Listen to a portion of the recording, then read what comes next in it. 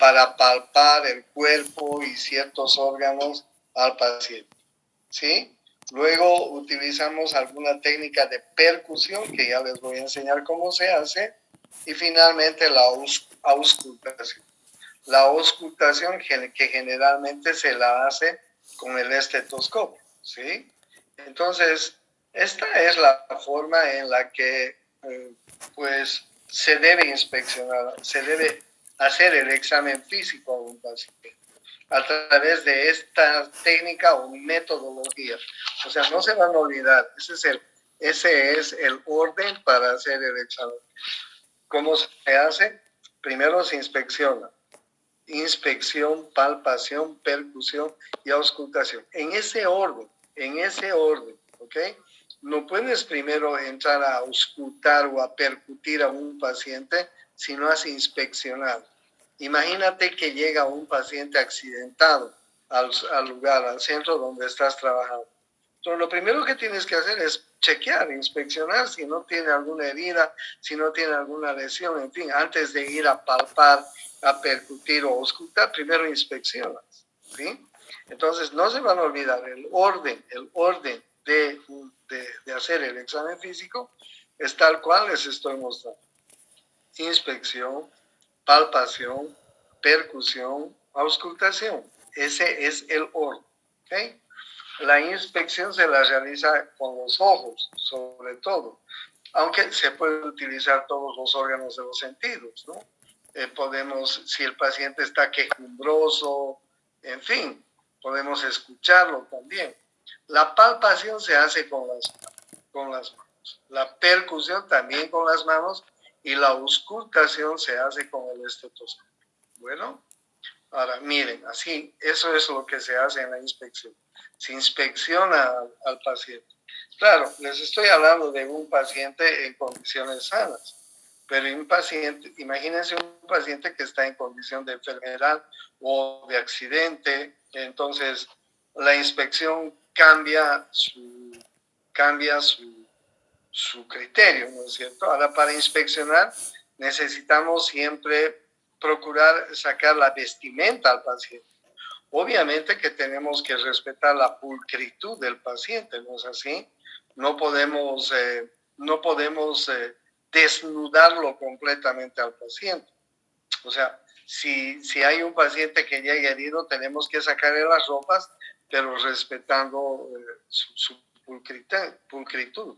Imagínense si se trata de una señorita, imagínense si se trata de una mujer. No podemos, como decimos vulgarmente, no podemos enchutarla, ¿no? Ni enchutarla. O sea, tenemos que respetar la pulcritud del paciente.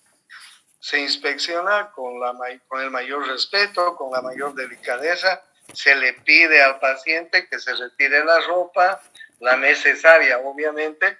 Se tapa con una sábana la parte de los genitales y lo mismo si se trata de una mujer, ¿ok? O sea, requiere mucho respeto que no requiero redundarles en ello, porque yo sé que ustedes son señoritas todas y comprenden muy bien lo que es conservar y mantener la pulcritud de un paciente, la dignidad de un paciente, bien sea hombre o bien sea mujer. Bueno, la inspección, entonces, miren, generalmente se utiliza ojos.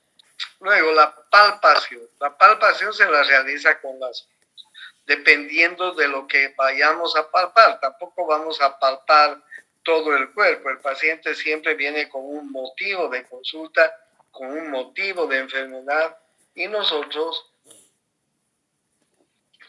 podemos hacer la palpación de los órganos que se estén revisando, ¿no? Imagínense que el paciente refiere que tiene un dolor en la espalda, un dolor en la región lumbar.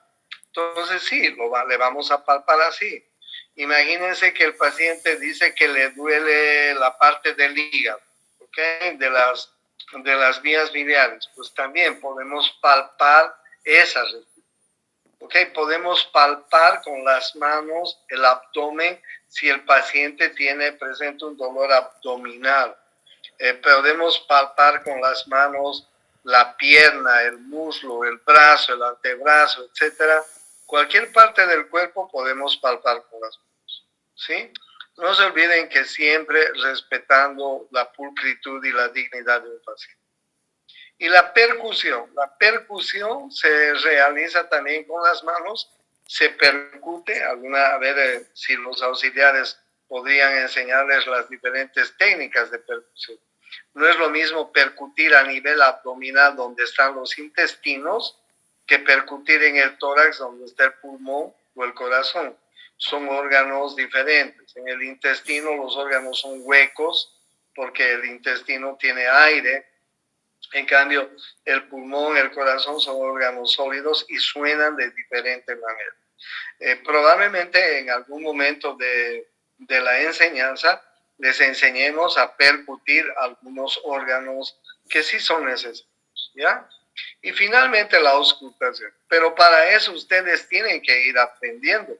Es decir, la primera cosa que les quiero decir, ustedes tienen su material de auscultación, estetoscopio, tensiómetro, etcétera. Porque lo primero que tenemos que hacer, chicos, chicas, es aprender a auscultar las cosas que son normales.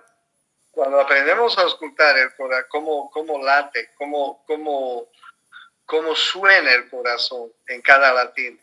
Cuando aprendemos a auscultar cómo suenan los pulmones en cada respiración. Cuando aprendemos a auscultar cuántos movimientos intestinales tiene el intestino, entonces pues nos vamos a ir acostumbrando a lo normal, al sonido bueno, al sonido de calidad. Es como cuando te subes a un auto nuevo, un auto nuevito que acabas de comprarlo y prendes el motor. Entonces tú te vas a acostumbrar a ese motor nuevito, ¿no es cierto? Es diferente si te subes a un auto que tiene 40 años de antigüedad. Vas a notar inmediatamente la diferencia de sonido del motor. Lo mismo nosotros, lo mismo ustedes, tienen que aprender a tomar el pulso, a tomar la frecuencia cardíaca, a tomar la frecuencia respiratoria, a auscultar el corazón, a auscultar los pulmones, a auscultar los intestinos en personas normales, Ustedes pueden utilizar a su papá, a su mamá, a su hermano, a su hermana, a su novia, a su cortejo, no sé, a quien quiera. Pero vayamos acostumbrándonos primero a los sonidos normales. De tal manera que si yo me acostumbro a escuchar el corazón normal en una, en otra y en otra y en otra persona, cuando llegue un corazón anormal, inmediatamente me voy a dar cuenta. De tal manera que si yo aprendo a tomar la presión arterial en una persona y esta es normal, cuando llegue la presión elevada o disminuida, pues la voy a detectar automáticamente, ¿ok? O sea, no esperen que esta enseñanza de lo normal y lo anormal lo demos nosotros en el curso. Esto se lo aprende en la vida, en el trayecto de la vida profesional. Por eso es que ustedes tienen que tener su tensiómetro, su estetoscopio, su termómetro y todo lo que necesita un buen médico, una buena enfermera, un buen odontólogo, un buen profesional de salud. ¿Ok? Entonces, vayan acostumbrándose a ir detectando los ruidos normales que hay en el corazón, en los pulmones. Cuando tú escuches en la parte posterior como esta figura, cómo suenan los pulmones en cada inspiración y en cada expiración, pues vas a detectar muy fácilmente cuando llegue un paciente con neumonía, cuando llegue un paciente con COVID, cuando llegue un paciente con tuberculosis. O sea, vas a detectar, porque ya estás acostumbrado a los ruidos normales. Si llega un ruido anormal, pues lo vas a ver, ¿ya? Nosotros utilizamos también, médicos y enfermeras, utilizamos muchos instrumentos para ayudarnos en el examen físico, ¿no? Es bien importante el instrumental que necesitamos. Por eso es que Por lo menos yo les recomiendo que todos y todas deben tener un tensiómetro y un estetoscopio. Ustedes saben cuántos ruidos se llaman peristaltismos? ¿Cuántos ruidos peristálticos produce normalmente el intestino? ¿Alguien tiene la idea, la información? Aproximadamente entre 5 a 12 ruidos intestinales, peristaltismos, por minuto, 5 a 12. Cuando tienes un paciente con diarrea, el ruido peristáltico va a aumentar. Cuando tienes un paciente muy constipado, sus ruidos peristálticos van a disminuir. Pero primero tienes que chequear lo normal. ¿Tú sabes cuánto es la frecuencia cardíaca normal en el hombre y en la mujer? En promedio es 70 latidos por minuto. Pero bueno, al poner el estetoscopio allá, te vas a acostumbrar a escuchar esos ruidos. Cuando tengas un corazón acelerado, lo vas a notar. O cuando tengas un corazón lento, lo vas a notar. ¿Tú sabes cuántas respiraciones damos por minuto? Aproximadamente entre 12 a 20 respiraciones por minuto. Cuando la frecuencia respiratoria aumente, inmediatamente te vas a dar cuenta. Cuando la frecuencia respiratoria disminuya, te vas a dar cuenta. Pero para eso necesitamos que ustedes vayan acostumbrándose a lo normal. Por eso es que les digo, el buen médico, la buena enfermera es aquel que es un detective, es detectivesco, va chequeando, va observando, va apreciando, va aprendiendo todo lo necesario. Ahí tienen ustedes los instrumentos que nosotros utilizamos, ¿no? El examen físico, generalmente lo hacemos primero el examen físico general, después lo hacemos el examen físico regional y después lo hacemos el examen físico por sistemas, ¿ok? Examen físico general, chequeas todo el cuerpo primero, si ese paciente está bien, ¿no? ¿Cómo está entrando a la consulta? ¿Está entrando en forma normal o está cojeando o tiene algún dolor? ¿Está caminando bien? ¿Tiene algún problema? Se le nota, ¿cierto? Se nota inmediatamente, ustedes pueden notar. Todos podemos notar algún cambio cuando un paciente, cuando un enfermo, está mal. El examen físico general es importante. Luego se hace el examen físico regional y luego el examen por sistemas, ¿ya? Eso es importante. El examen físico general es un examen general de todo el cuerpo. ¿Cómo está entrando el paciente? La temperatura, pues puede ser bucal, puede ser rectal, puede ser axilar, puede ser timpánica, en fin. La temperatura es muy importante en el examen físico, es decir, signos vitales, ¿ya? Como ustedes están viendo, la temperatura aproximadamente entre 35, 36, 8 grados centígrados, se considera una febrícula entre 37 a 37,9 y una hipertermia de 38 grados centígrados para adelante. ¿Con qué puedes tomar? Con un termómetro. El termómetro puedes hacerlo bucal, rectal, axilar. Claro, si trabajas en un centro médico no vas a utilizar termómetro bucal para todos tus pacientes. Imagínate que tienes 20 pacientes, no vas a meter a la boca el termómetro a los 20. O sea, generalmente nosotros en el hospital, en el centro médico, utilizamos un termómetro axilar, ¿no es así? Termómetro bucal, si tienes en tu casa tus hijos, bueno, utilizarás el termómetro bucal. Para cada persona mejor un termómetro, ¿no? Pero bueno, en los niños tampoco vas a utilizar termómetro bucal, ¿no es cierto? El niño lo puede mascar, lo puede romper, se puede hacer una avería. O sea, recurro a tu inteligencia. No vas a utilizar termómetro bucal, ¿no? El termómetro rectal, lo mismo, se utiliza de exclusividad. Si tienes un hijo, si tienes un paciente que estás viendo, es un niño, podrás utilizar porque es muy fidedigna la temperatura rectal, muy fidedigna. Pero claro, no se puede utilizar en todos. El termómetro axilar, la temperatura axilar, sí es la más indicada cuando estamos trabajando en centros de salud, cuando estamos trabajando en hospitales, ¿ok? Pues hay otros termómetros, el termómetro en el conducto auditivo externo, que se llama timpánico, que es muy fidedigno también, ¿no? Pero el que más utilizamos en el centro de salud, en el centro médico, en el consultorio, es el axilar. Y el axilar nos va a dar estas temperaturas que ustedes están viendo en la pantalla, 35, 36,8 como normal. Ya si sube de 37 a 37,9 ya es una febrícula, y si sube más de 38 grados ya es una fiebre que hay que tomarla en cuenta, ¿no? Entonces, ¿quién toma estos signos vitales? El enfermero, la enfermera. ¿Ok? Antes de que el paciente entre donde el médico, la enfermera, el enfermero, tiene que saber tomar la temperatura. El peso, la talla, son importantes. Gracias al peso y la talla, se debe aprender a manejar el índice de masa corporal.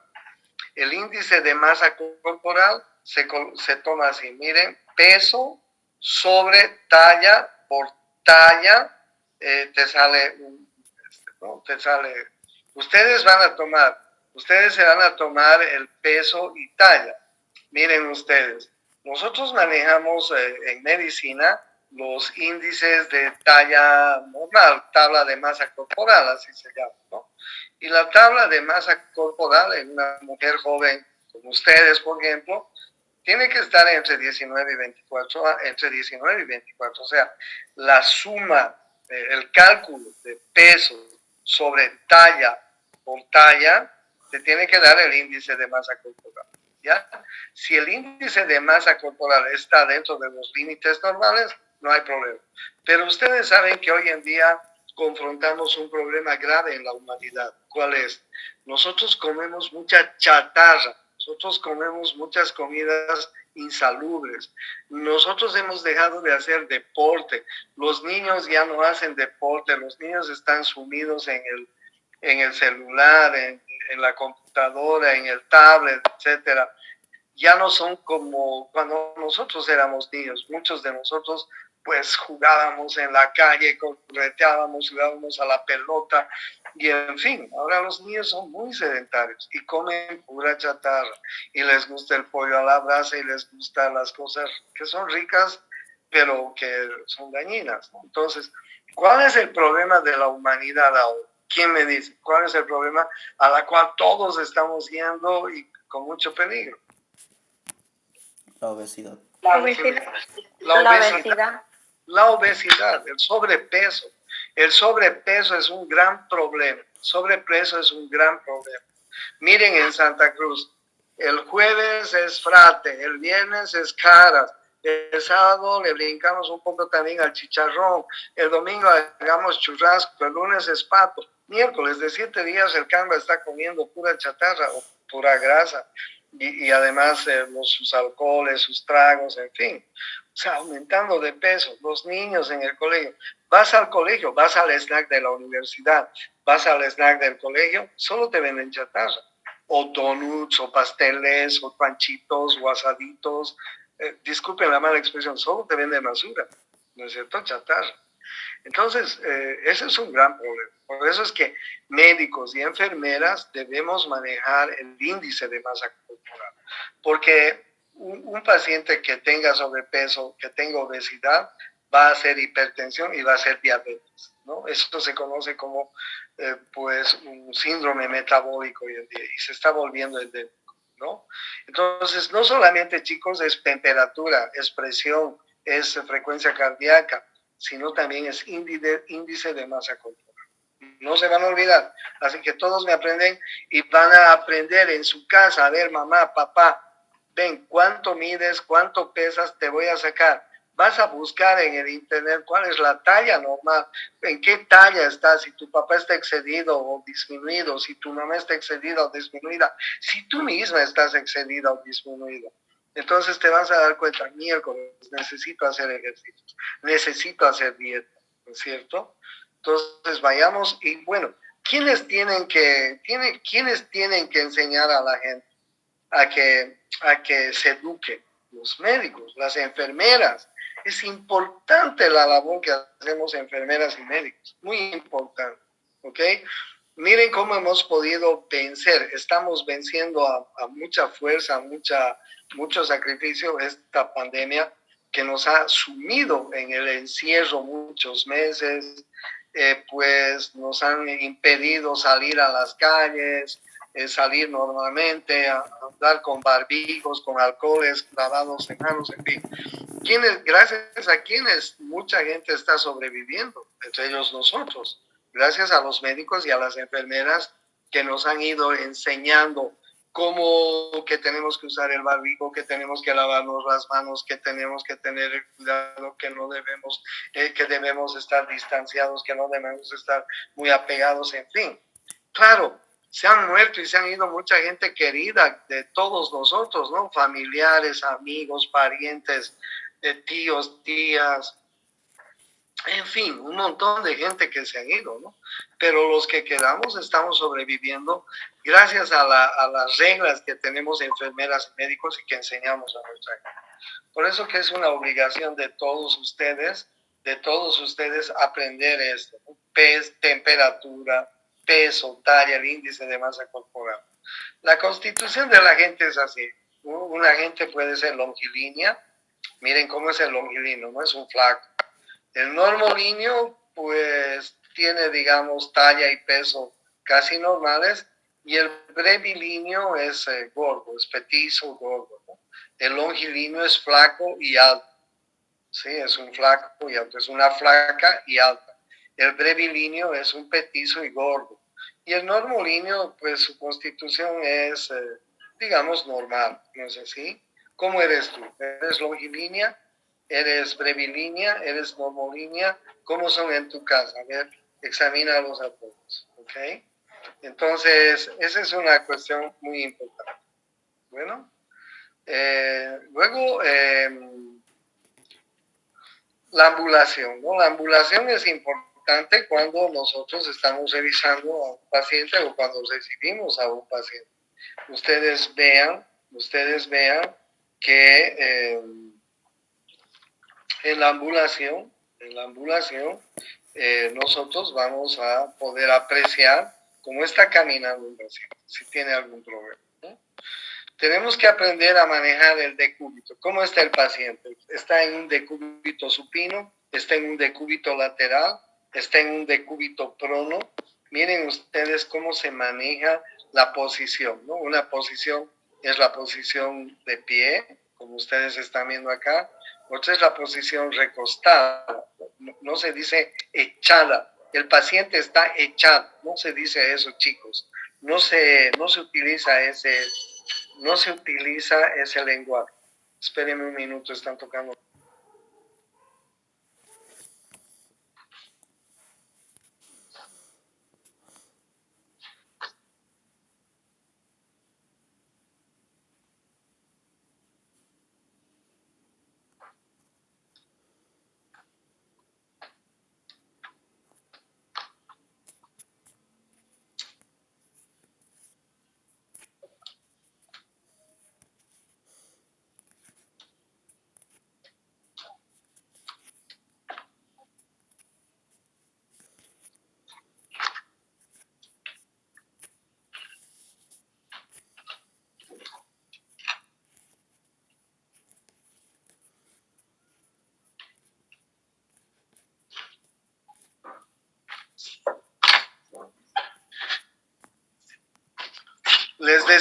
Les decía, no se utiliza la palabra echarse, ¿ya? Me voy a ir a echar, está echado el paciente, no, se echan las vacas, el ganado se echa.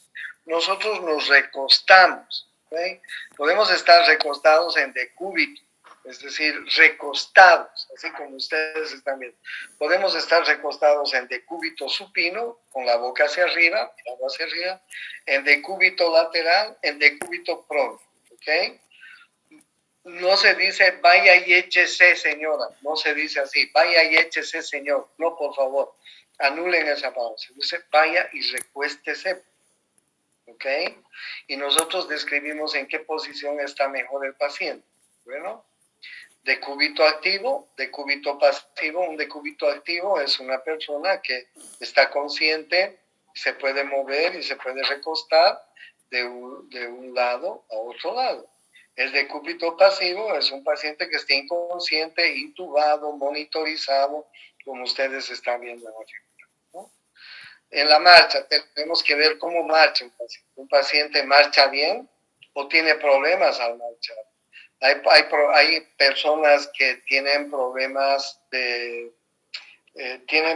tienen problemas en la marcha, de equilibrio, ¿ok? Cuando tienes problemas de equilibrio, cuando caminas como un borrachito, se llama ataxia, ¿ok? No son personas que están alcoholizadas, no son personas que están bajo el efecto de drogas, son personas que tienen algún problema neurológico, ¿no? Y que tienen problemas en la marcha. Cuando una persona tiene un problema en la marcha, como si estuviera ebrio, como si estuviera alcoholizado, se llama ataxia. Pero no lo confundan, ¿no? Una cosa es la ataxia por alcoholismo y otra cosa es la ataxia por un problema neurológico. Bueno, la facies. Cuando decimos facies nos referimos al tipo de cara que tiene un paciente. Un paciente puede tener una facies dolorosa o una facies normal. En este momento, ¿cómo ven mi facies? Normal, ¿no es cierto? O sea, si estuviera enfermo, ustedes notarían en mi cara si tuviera enfermedad, ¿no es cierto? Es una facies normal, es una facies dolorosa. Pues hay diferentes tipos de fases, ¿no? Por ejemplo, miren, este paciente que está teñido de amarillo, es una facies ictérica. Este paciente que está así tan congestionado, es una facies mitral, tiene algún problema cardíaco, ¿ya? Este niño tiene algún embotamiento que nos está diciendo que tiene algún problema. O sea, siempre en la facies hay algo que podemos encontrar, algo anormal. O puede ser normal. Yo en este momento estoy viéndole la facies a muchos de ustedes que me están mostrando sus imágenes y les veo facies normal. Facies normal. Puedes decir incluso facies somnolienta, ¿ok? Muchas de ustedes todavía están somnolientas, pero normales. ¿Me entiendes? Esa es la facies, ¿ya? La cianosis se trata de la piel azulada, ¿ok? Pueden haber cianosis central, cuando los labios están azulados, cuando las manos están azuladas. ¿Por qué se produce cianosis? La cianosis se produce por dos problemas.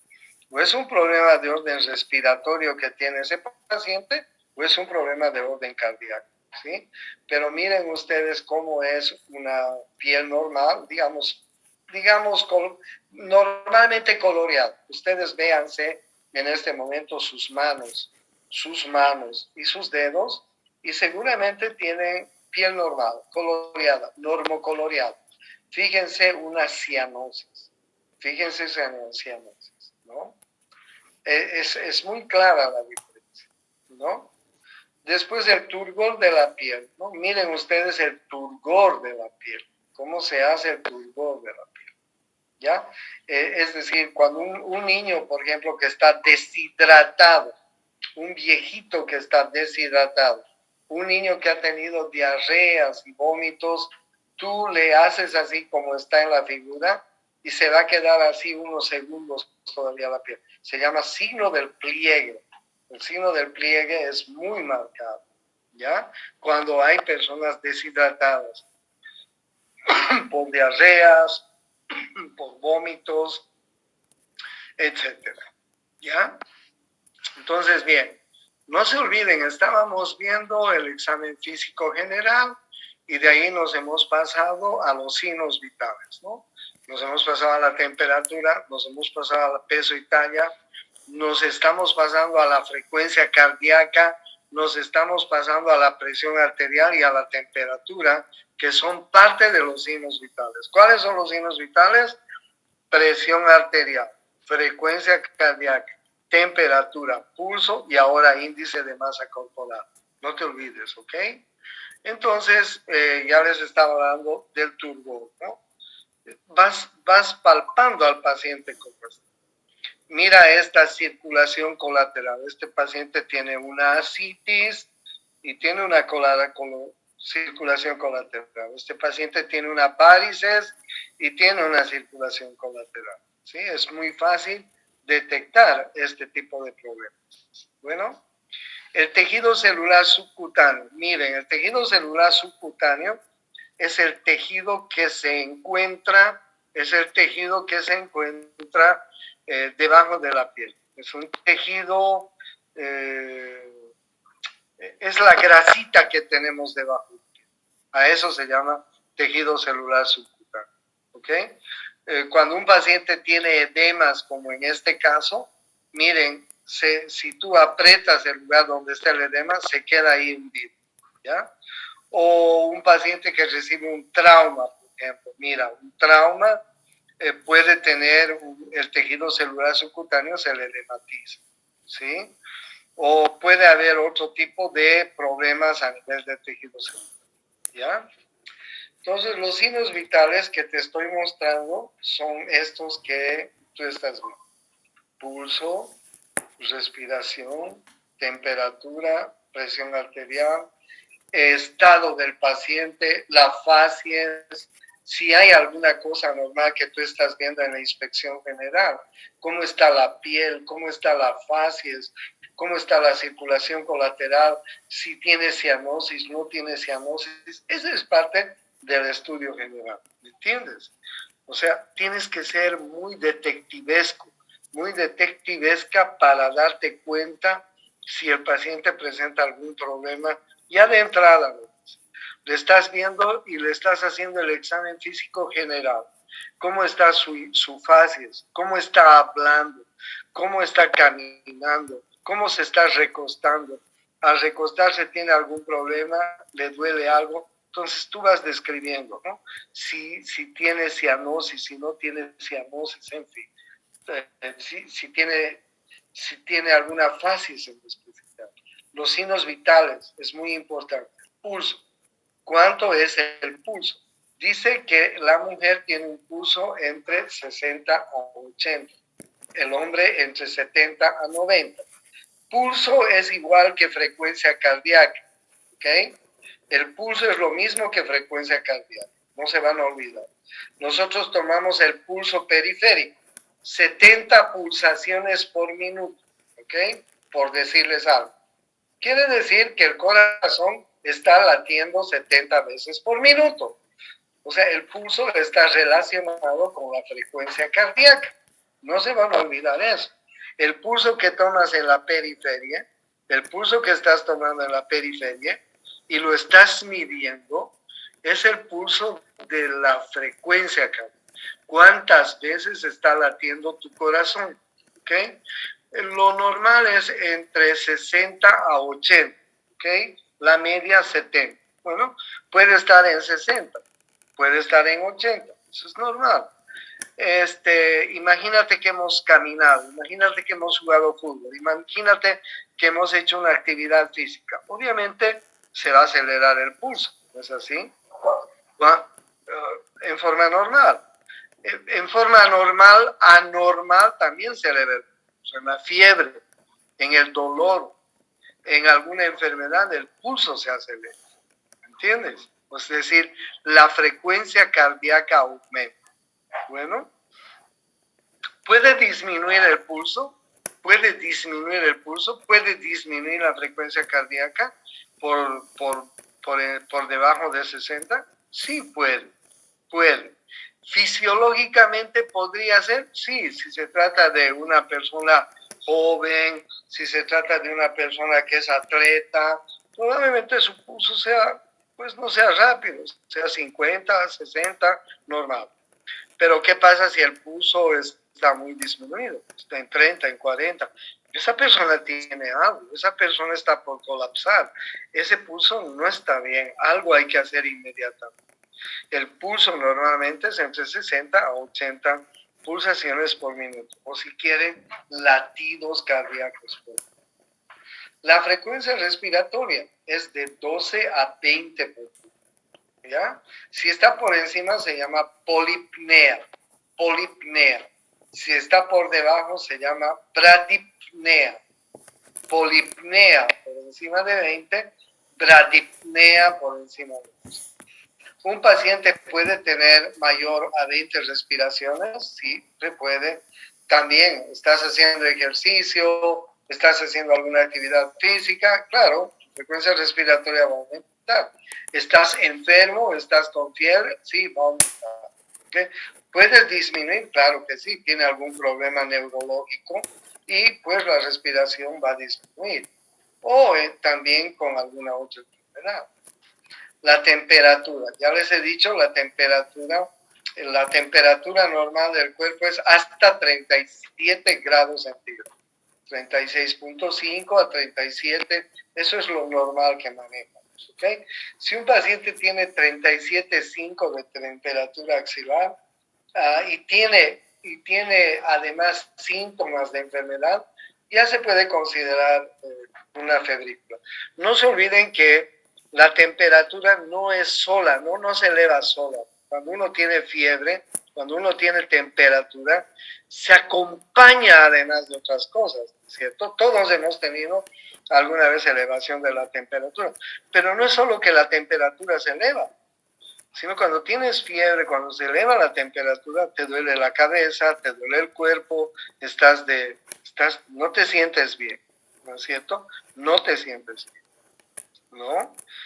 Entonces, la temperatura corporal siempre está acompañada de otros signos y síntomas.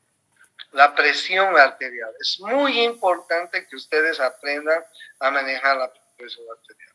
120/80 en los varones, 110/70 en las mujeres. Esa es la presión arterial. Saben tomar la presión arterial, pero no me digan que se han comprado un tensiómetro digital, ¿no? Por favor. Cómprense el tensiómetro que tenga su esfigmomanómetro, así como están viendo en la foto, y además su tensiómetro. Es decir, tienen que aprender a tomar la temperatura con el esfigmomanómetro, con esto que están viendo, y con el tensiómetro. Primero aprendan a tomar así la temperatura. Digo la presión. Cuando ya sepan tomar bien la presión, podrán recurrir a tensiómetros digitales que hoy en día son muy comunes, que se utilizan, en fin. Pero una buena enfermera, un buen enfermero, un buen profesional en salud sabe tomar la presión arterial con el esfigmomanómetro y con el estetoscopio. ¿Ok? Porque pues de lo contrario no cualquier persona puede hacer con esos tensiómetros digitales de hoy en día. Aprende primero con eso. ¿Tienes ya? No tienes, cómprate. Haz el esfuerzo y cómprate. Y aprende a tomar la temperatura en tu casa, a tu mamá, a tu papá, a tu hermano, a todos tus vecinos. Aprende a tomar el pulso, aprende a tomar la frecuencia respiratoria, aprende a tomar la respiración. O sea, aprende tú. Eso no te vamos a enseñar en una práctica. En una práctica podrás entrenarte con tu auxiliar, pero eso lo aprendes en la vida diaria. ¿Sí? Y eso depende de tu interés. O sea, tú tienes que ir tomando el pulso a todos. Tú tienes que ir tomando la temperatura, la presión, la frecuencia respiratoria. ¿Ok? La enfermera, el enfermero vive al lado del paciente. La profesión de la enfermera y del enfermero es la más digna, la más noble. Está todo el día al lado del paciente. ¿Entienden? El enfermero, la enfermera saben qué problema tiene el paciente con exactitud. Están viendo al paciente todo el tiempo. El médico no tanto, porque el médico viene, da las indicaciones, lo revisa un rato, deja las indicaciones y luego se va. Pero quien se queda al lado del paciente, quien está en la guerra ahí acompañando al paciente, fusil en mano, es la enfermera, el enfermero. Por eso que esta profesión es muy digna, ¿ok? Siempre he admirado a los enfermeros y a las enfermeras. Yo no soy enfermero, yo soy médico, yo soy cirujano general, pero admiro mucho a los enfermeros y a las enfermeras, ¿ok? No se olviden entonces que el pulso es muy importante. Hoy en día se utiliza la saturación de oxígeno, ¿no? Hoy en día se utiliza la saturación de oxígeno, hay un aparatito que sirve para tomar la saturación de oxígeno. Además, que con el COVID hemos aprendido a tomar la saturación de oxígeno. ¿Sí? La saturación de oxígeno en nuestro nivel, en el nivel que tenemos en Santa Cruz a nivel del mar, es de aproximadamente 96 a 100% de oxígeno, la saturación. Se la mide en unos pequeños aparatitos que los deben conocer. Con el COVID hemos aprendido a ver si estamos saturando bien. Cuando los pacientes no están saturando bien, cuando el paciente comienza a disminuir de 90 su saturación de oxígeno, de 85, caramba, este es un paciente que está en condiciones. Cuando llega a 70 esa saturación, no, este paciente hay que internar. Si llega a 60 hay que meterlo a terapia. Y si disminuye más, hay que intubar. ¿Entienden? O sea, no pueden dejar de conocer. La saturación de oxígeno normal es entre 95 al 100%. Y se la mide con unos aparatos que se llaman los... ¿Okay? La frecuencia cardíaca da lo mismo que decir pulso. Pulso o frecuencia cardíaca es lo mismo, no se van a olvidar. ¿Okay? La saturación de oxígeno, el índice de masa corporal, la respiración, la temperatura corporal, la presión arterial, son cosas que ustedes deben dominar. Es parte de su profesión. Este es el esfigmomanómetro de mercurio que les decía que deben ustedes manejar. Deben ustedes manejar este aparato con el tensiómetro. ¿Ok? Y de esta manera aprender a tomar la presión arterial, como están viendo ustedes. Se puede tomar de esta manera en posición de sentado o mejor recostado el paciente, en decúbito dorsal. ¿Ya? Eso sería lo mejor. Pero también lo puedes hacer normal, ¿no? Entonces tiene que estar en silencio, temperatura agradable, el brazo sin ropa, palpar la arteria del brazo, se llama braquial o humeral, colocar ahí el tensiómetro y tomar la presión. La presión sistólica y la presión diastólica. La presión sistólica es de 120 en el varón, 110 en la mujer, y la diastólica es de 80 en el varón, 70 en la mujer. Sí, siempre un poquito menos en la mujer. ¿Por qué? Porque la mujer tiene un poquito menos de sangre que el varón. ¿Por qué? Porque la mujer tiene sus periodos menstruales cada mes y por eso baja un poquito la sangre. ¿Ya? Entonces, esto es importante que aprendan, chicos, a tomar la presión.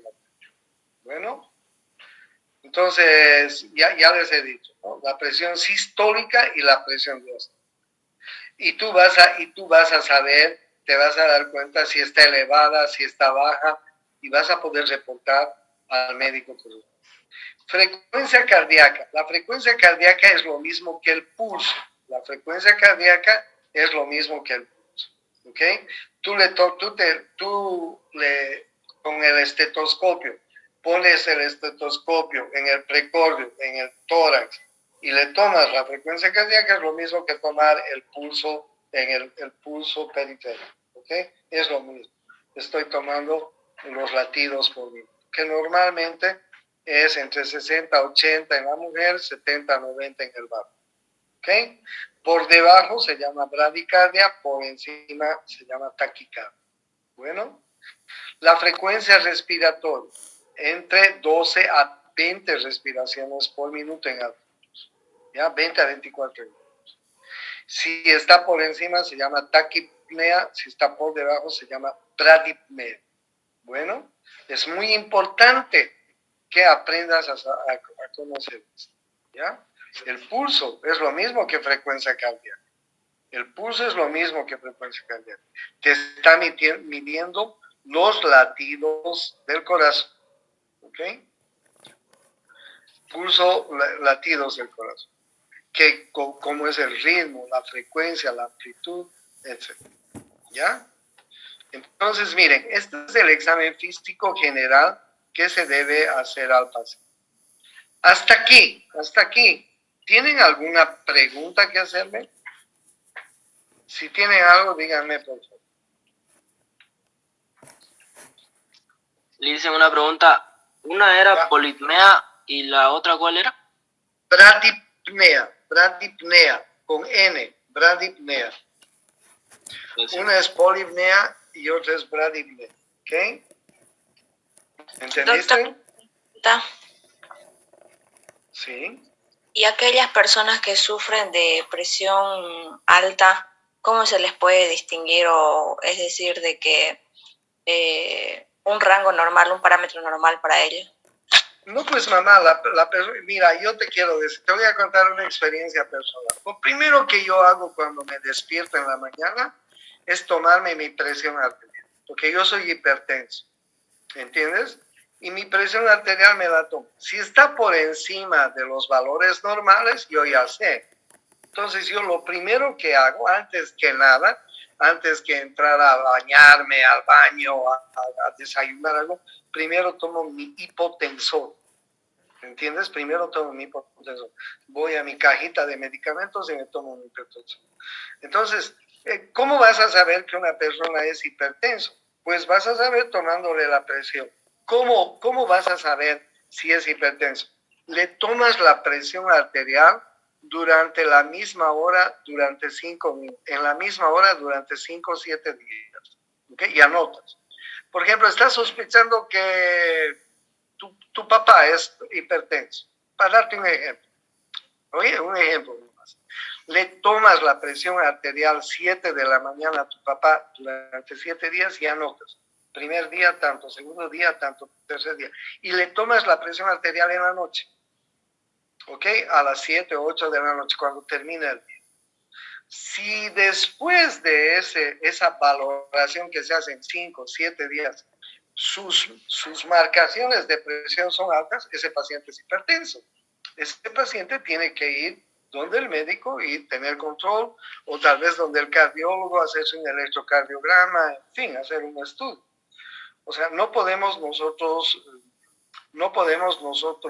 diagnosticar una hipertensión y decirle, bueno, usted es hipertenso, tenga cuidado. No, no es eso. ¿Ok? La hipertensión es un problema también mundial. Si nosotros diagnosticamos una hipertensión, pues hay que mandarlo al médico. Ahora bien, puedes tomar, imagínate que yo renegué en mi casa, me hizo renegar mis hijos, me hizo renegar mi esposa o me hicieron renegar en el trabajo y después me dolió la cabeza, me fui a tu enfermería, me tomaste la presión y me tomaste que estoy con la presión alta. No es eso hipertensión. Es posible que la presión esté elevada porque tuve un colerón ahí en la calle, en el trabajo, en la casa, en fin. No es hipertensión. Hipertensión es cuando se toma regladamente la presión. Y para eso, tómala durante unos 7 días, 5 días, a la misma hora, en la mañana y en la noche, con el mismo tensión, si es posible. ¿Ok? Y ahí te vas a dar cuenta si ese paciente es hipertenso. Si todas las tomas de muestra de presión de ese paciente están elevadas, la conclusión es hipertenso. Ese paciente tiene que ir al médico general, al cardiólogo, dependiendo de su condición. ¿Se dan cuenta? ¿Se dan cuenta lo que hay que hacer? Eso es un tema. Gracias. ¿No? ¿Alguna otra pregunta que tenga?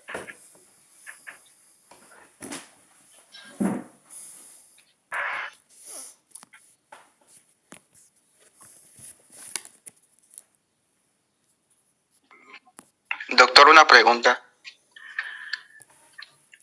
¿Es lo mismo signo y síntomas? No, no es lo mismo, es buena pregunta esa. Signo es todo lo que el médico y la enfermera ven. Signo es todo lo que vemos, ¿ok? Síntoma es todo lo que todo lo que siente el paciente, ¿ok? Hay diferencia, ¿no es cierto? Un signo, por ejemplo, es lo que ves. Por ejemplo, tú estás viendo cianosis, ese es un signo, ¿sí? Tú estás viendo un edema, ese es un signo, ¿sí? Tú estás viendo alguna marca, alguna herida, ese es un signo. Síntoma es lo que te refiere el paciente. Esa es la diferencia entre signo y síntoma. ¿ok? Signo es lo que el médico y la enfermera ven. Síntoma es lo que siente el enfermo. Doctor, me duele. Ustedes saben que tenemos diferentes tipos de dolor. Y además el dolor tiene diferente forma de presentarse en las personas. Hay personas que toleran bien el dolor. Y hay personas que son cobardes, ¿no? Con un pequeño dolor se están muriendo de dolor. Los varones, porque comparando entre mujeres y varones, los varones somos más mariconcitos que las mujeres. Las mujeres aguantan muy bien el dolor. Imagínense el dolor del parto. Imagínense el dolor del parto. Si el hombre pariría, se moriría en el parto. Pero la mujer es manches, Gabriel. ¿Entiendes? Entonces hay cosas así. Bueno, esta es la parte general del examen que tenemos que hacer. La siguiente clase les voy a dar el examen regional para que ustedes vayan aprendiendo. Pero lo que quiero decirles es muy importante que ustedes estén aprendiendo lo normal para que después puedan captar lo anormal. ¿Me entendieron? Sí, doctor. Ya, ok, chicos. Bueno, hasta aquí voy a dar la primera clase. ¿Alguien está con el micrófono encendido haciendo? Hasta aquí voy a dar la primera clase. La próxima clase terminamos esto, ¿ya? Ya, doctor. Gracias, Ya. doctor. Chao, Gracias. mucho gusto verlos. Chao, chao. Hasta luego, doctor. Ah,